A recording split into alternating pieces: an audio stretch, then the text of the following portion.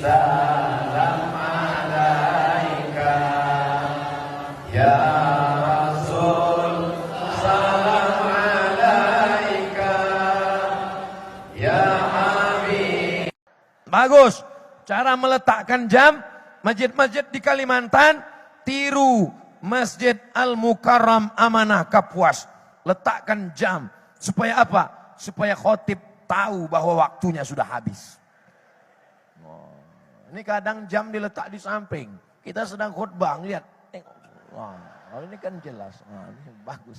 Ada juga kadang masjid jamnya udah bagus, tapi baterainya habis. Nggak diganti-ganti. Masya Allah. Apa hukumnya kalau waktu sholat nahan kentut?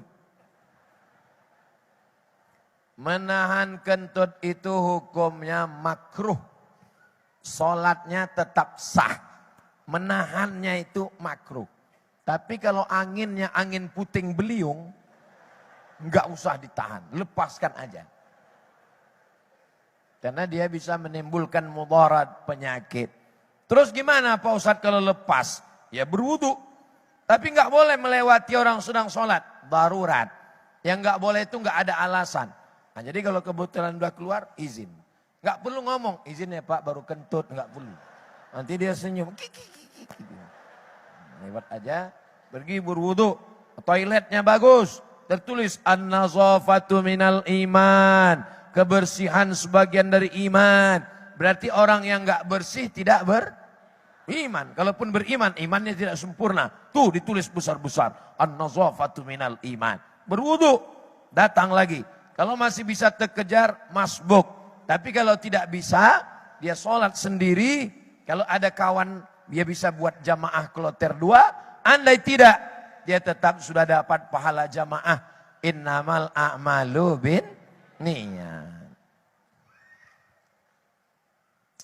Cara untuk tenang dalam hati yang mudah gelisah. Gelisahnya karena apa? Gelisahnya karena panas, hidupkan AC. Gelisahnya karena belum nikah. Datangi abah-abah guru. Mereka punya banyak stok. Jangan kepedean. Mentang-mentang baru tamat kuliah, udah kerja, PNS, punya uang. Datang, kupinang kau dengan bismillah. Belum tentu diterima. Ustadz kok tahu? Saya dulu pernah begitu. Kepedean, enggak diterima. Nah, itu jadi mesti bawa orang tua. Mereka yang ngomong. Jadi pelajari dulu gelisahnya kenapa. Kerja, udah. Kuliah, udah. Punya uang, udah. Nikah, udah. Punya anak, udah. Tetap gelisah juga? Iya. Berarti kurang ibadah, kurang syukur. Coba pergi ke rumah sakit, ngelihat orang koma di ruang ICU. Enggak bersyukur juga, lihat orang mati, letakkan jenazah. Nah itu akan membangkitkan syukur. Saya dalam sebulan mesti datang ngelihat orang mati. Tapi kalau saya ngelihat orang meninggal, orang nggak tahu saya ustadz. Saya tutup, pakai masker. Pecinya digini-gini kan. Karena kalau saya datang begini, nanti saya nggak bisa merenungkan meninggal. Orang salaman, apa kabar Ustadz? Jadi saya nggak fokus ke jenazah itu. Gimana caranya biar supaya saya ingat mati? Maka saya pakai masker, saya datang. Saya ikut sampai ke pemakaman. Sampai saya ngeliat liang lahat dalam. Jadi salah satu musibah jadi ustadz. Kalau banyak dikenal orang adalah tidak bisa merenungkan mati karena sibuknya bersalaman dengan orang banyak. Apalagi kalau cuma salam, akhirnya nggak ingat mati. Maka kalau saya ngelihat orang mati, begitu. Sendirian datang. Pemakamannya di mana? Pemakamannya di sini Pak Ustadz. Tolong kirim Sherlock ya. Kirim Sherlock. Saya datang ke sana. Sampai ke sana, sepi, nggak ada orang. Saya tanya kepada, Pak, betul yang meninggal di sini Bapak anu makamnya di sini? Betul Pak. Mana orang? Belum datang, Bapak yang pertama kemari. Nah, cerita-cerita sama dia. Gimana pengalaman Bapak selama menggali kubur? Macam-macam Pak. Kadang ada yang udah digali menyempit. Kadang-kadang ada yang baunya luar biasa. Nah, jadi itu cerita kita. Jadi jangan hanya melihat ke atas. Abdul Somad, jangan cuma tablik akbar ke sana, tablik akbar, tablik akbar. Nanti kau jadi lupa diri. Tablik akbar sana, tanganmu dicium, dimuliakan. Tablik akbar di sana, dikalungkan bunga, dipasangkan jas. Wah, akhirnya lama-lama jadi Fir'aun. Oh, menjadi setan. Sekali dalam sebulan saya mesti ngelihat orang sakit.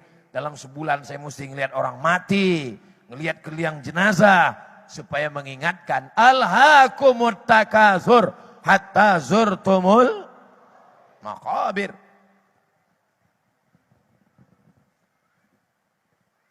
Bila seorang istri membenci orang tua saya.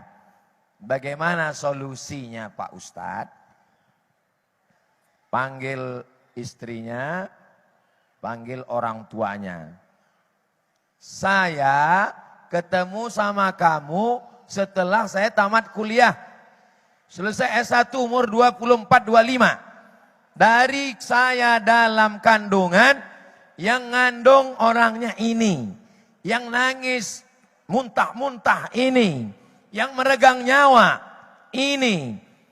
Yang melahirkan ini. Sampai akhirnya aku setelah kuliah, barulah ketemu dengan ini. Tapi tentu bahasanya lembut, tidak seperti bahasa saya. Kalau dengan bahasa saya nanti dia ngelawan. Aku ketemu dengan ini, aku juga punya emak. Nah, oleh sebab itu dengan bahasa bapak yang lembut, yang baik. Tapi insya Allah ibu-ibu pasti sayang dengan ibunya bapak-bapak. Kenapa? Karena ibu punya anak.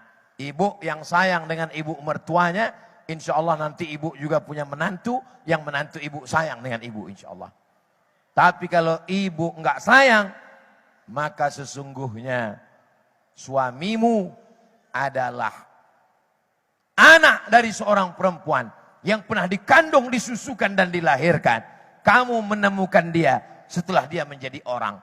Jadi seorang perempuan paling bisa merasakan perasaan mertuanya. Saya laki-laki. Saya ketemu istri saya setelah dia tamat pesantren. Kalau ibu saya sayang ke saya, biasa karena saya anaknya. Tapi ibu mertua saya, dikandungnya anak itu 9 bulan 10 hari. Disusukannya 2 tahun. Dibesarkannya, disekolahkannya. Setelah itu dikasihnya ke saya. Begitu juga dengan ibu. Anaknya, kesayangannya, buah hatinya, direlakannya untuk ibu. Maka perempuan, dia mesti lebih sayang kepada mertuanya daripada ibunya sendiri. Kenapa? Karena ibunya sendiri yang melahirkannya. Tapi ibu mertuanya memberikan anaknya kepada ibu. Saya yakin dan percaya, mudah-mudahan yang retak-retak direkatkan Allah kembali setelah takbir akbar ini insyaAllah. Amin. Kertas terakhir. Bagaimana saudara kita yang non-muslim ingin masuk Islam. Tapi dia mohon maaf nggak bisa bicara, tunawicara. Bagaimana caranya? Dia nulis. Saya bersaksi tiada Tuhan selain Allah. Nabi Muhammad Rasul utusan Allah. Oh, dia nggak bisa nulis Pak Ustadz, karena dia nggak sekolah SLB, sekolah luar biasa. Maka dia pakai bahasa isyarat. Aku hanya menyembah Allah, tiada Tuhan selain Allah. Maksudnya yang di sana itu Nabi Muhammad Rasul utusan Allah. Jadi bisa dipakai 2. Pertama tulisan, yang kedua adalah bahasa isyarat. Begitu juga dengan akad nikahnya. Dia ungkapkan, innal kalama la fil fuadi. Sesungguhnya kalimat itu letaknya di dalam hati. Wa inna ma ju'ilal lisan. Diciptakan Allah lisan alal fuadi dalila, mengungkapkan apa yang ada di dalam hati. Sallallahu alaihi wasallam. Ya Nabi salam alaika.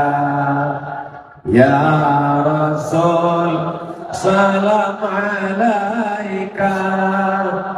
Ya Habibi salam alaika.